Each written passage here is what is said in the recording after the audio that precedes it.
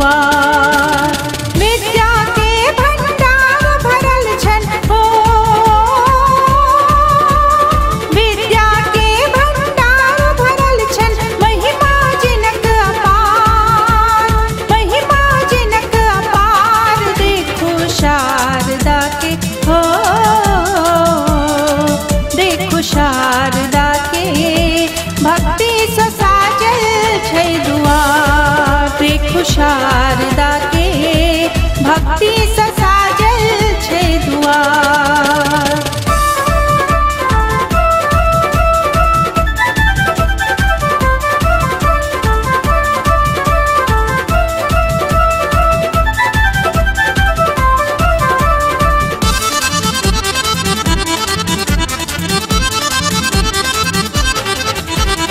सगरो जगत पर जिनकर शासन विद्या दाता, ज्ञान विज्ञान प्रदान करती सब हक भाग्य विधाता।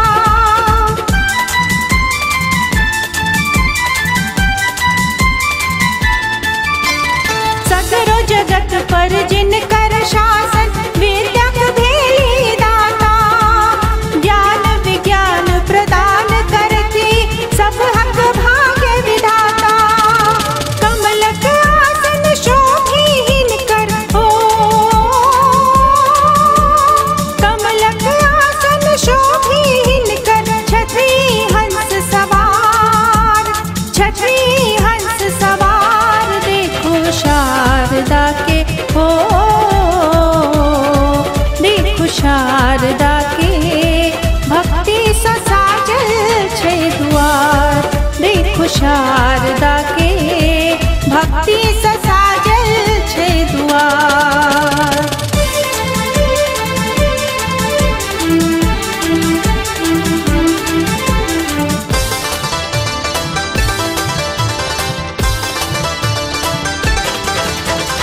सुर नर मुनि सब जिनकर गाथा गावि करैत बखानी, हिनकर मुख सा निकले सदखन मिठगर मधुर वाणी।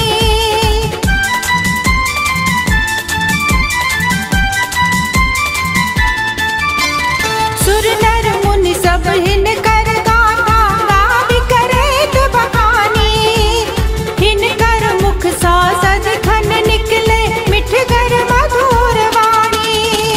ब्रह्मा के धियाथ की हो, ब्रह्मा के धियाथ की ललन ज्ञानक अवतार। देखो शारदा के हो, देखो शारदा के भक्ति ससाजल छै दुआर। देखो शारदा के भक्ति ससाजल छै दुआर।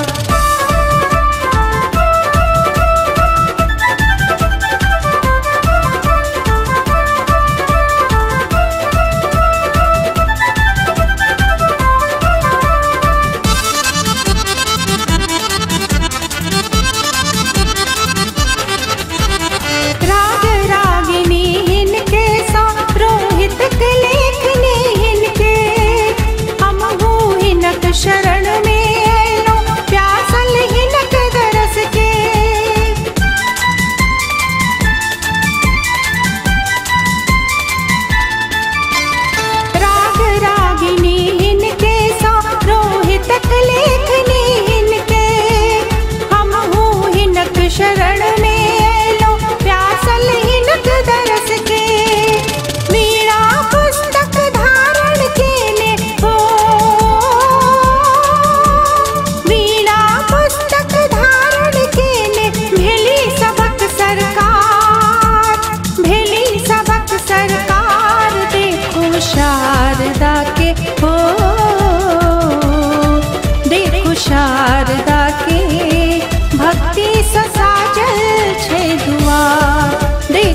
शारदा के भक्ति ससाजल छै दुआर।